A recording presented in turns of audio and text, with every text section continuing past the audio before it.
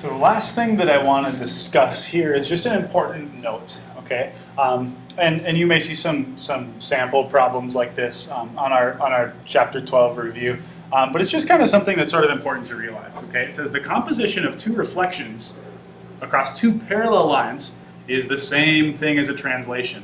Okay, so look at this picture, right? So you start with this blue triangle as your pre-image. If you reflect it once and you get this green dotted line here, okay? And if you reflect it again, you get this image of this red triangle, okay? Well, if you did that twice, this is the same thing as just as translating this, okay? And moving it just to the right there, okay? And so it's kind of just something that's sort of important to realize, okay? It gives you another couple of notes here. Again, the translation vector is perpendicular to the two lines, right? So we can say, all right, these are actually perpendicular here, okay? And then the next thing it says is the length of the translation vector is twice the distance between the lines, right? So for example, if this is 3, okay, the length of the entire translation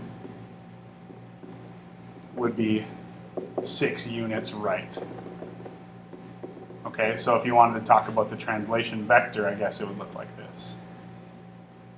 Okay, so again, something that's kind of important to realize, and again, I'll give you guys some problems on this before the final so that you're comfortable with it. Okay, now the last one, it says now the composition of two reflections, okay, two reflections across two intersecting lines is equivalent to a rotation, right? So if we have now this vertical line here, or I guess not totally vertical, more vertical line of reflection here, and then a kind of more horizontal line of reflection, okay? If we first do a reflection across this line, you get the green triangle, and again, if you reflect it across that other line, it's the same thing as this rotation here, albeit this rotation is not necessarily counterclockwise, but it's still a rotation, okay?